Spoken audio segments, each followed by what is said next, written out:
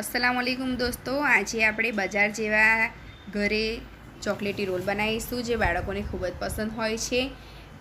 વારંવાર આપણે બજારમાંથી લાવીને તો બાળકોને ખવડાવતા જ હોય છે, એવા જ આપણે આજે ઘરે બનાવીશું। ખૂબ જ સહેલી રીત છે, એક વખત ઘરે જરૂરથી ટ્રાય કરજો, બાળકોને બી ખૂબ જ પસંદ આવશે। તો ચાલો આપણે એને બનાવવાનું સ્ટાર્ટ કરીએ। ચોકલેટી રોલ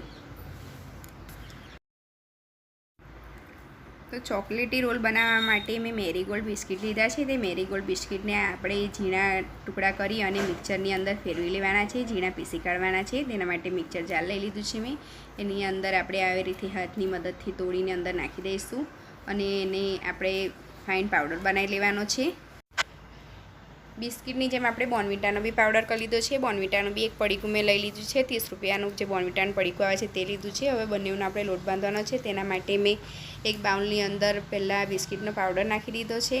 एनी अंदर आपणे नाखीशुं जे बोर्नविटा पीसी काढ्युं छे ते बी एनी अंदर आपणे नाखी दईशुं। बधुं मिक्स कर देवानुं छे। सरस रीते आपणे एने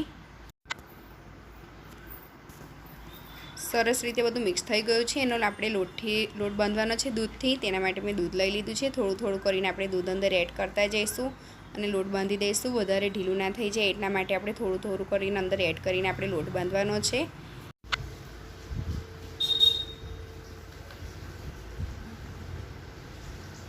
આપણો લોટ બંધાઈને તૈયાર થઈ ગયો છે। હવે એના માટે આપણે બીજું સ્ટફિંગ તૈયાર કરવાનું છે। તેના માટે મેં કોપરું લઈ લીધું છે। કોપરાનું જે છીણ આવે છે તે લીધું છે। મેં 250 ગ્રામ જેટલું કોપરાનું છીણ લઈ લીધું છે। એની અંદર આપણે ખાંડ નાખવાની છે। તો મેં 100 ગ્રામ જેટલી એની અંદર ખાંડ નાખી દીધી છે અને એને સરસ રીતે મિક્સ કરી લેવાનું છે। મિક્સ કર્યા પછી આપણે એની અંદર મલાઈ નાખવાની છે। મેં મલાઈથી લોટ બાંધી રહી છું।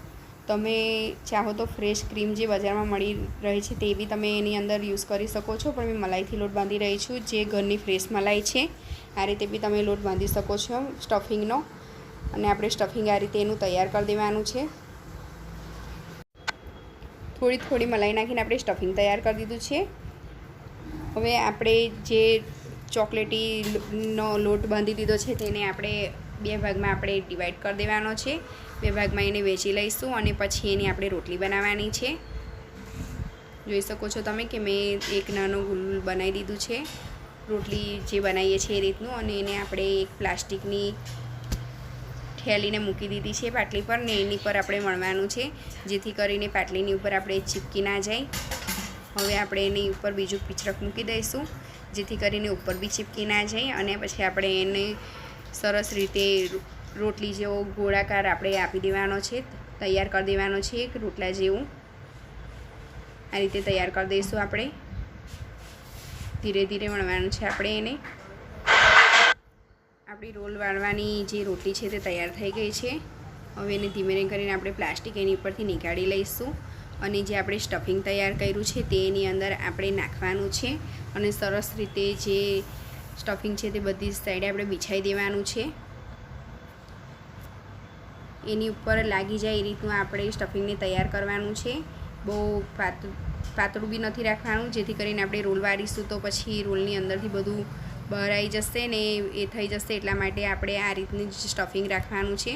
હવે ધીમે ધીમે કરીને પ્લાસ્ટિકની મદદથી જ તમારે રોલને વાળી લેવાનો છે। ધીરે ધીરે કરીને આપણે પ્લાસ્ટિકની મદદથી જ ઉચકીને આ રીતે રોલને વાળી દેવાનો છે। તમે જોઈ શકો છો કે મેં કઈ રીતથી કરી રહી છું, એ રીતથી તમારે રોલને તૈયાર કરી દેવાનો છે। અને ધીરે ધીરે કરીને પ્લાસ્ટિકની જે બેગ છે પ્લાસ્ટિક છે તે આપણે નીકાળી લેવાનું છે। આ રીતે આપણે તૈયાર કરી દીધું છે। આખું પ્લાસ્ટિકને બહાર નથી નીકાળી દેવાનું, કેમ કે આપણે એની અંદર જ પછી રોલને પેક કરીને ફ્રીજની અંદર મૂકવાનો છે। 2 થી 3 કલાક માટે આપણે એને ફ્રીઝરની અંદર મૂકી દઈશું, જેથી કરીને સેટ થઈ જાય। આ રીતે આપણે બીજો બી રોલ તૈયાર કરવાનો છે।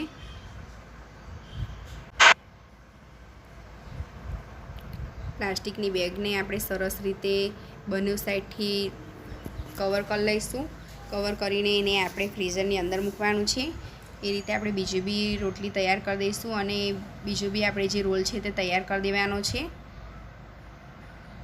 જોઈ શકો છો તમે કે બીજી બી આપણે તૈયાર કરી દીધું છે અને એની ઉપર બી એ જ રીતે સ્ટફિંગ લગાવીને આપણે એને બનાવી દેવાનું છે અને એ જ રીતે રોલ બનાવીને એને ફ્રીઝરમાં મૂકી દેવાનું છે સેટ થવા માટે।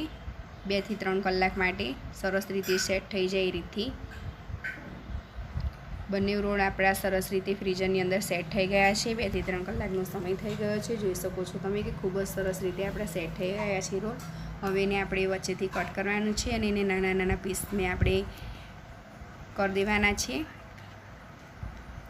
તમને હું કાપીને વચ્ચેથી કાપીને બતાવી રહી છું કે જોઈ શકો છો તમે કે ખૂબ જ સરસ એની લેયર પડી રહી છે. એક વખત જોઈ લો તમે તો ખૂબ જ સરસ લાગી રહ્યા છે. જુઓ આપણો રોલ. હવે એને આપણે નાના નાના પીસ કરી દઈશું.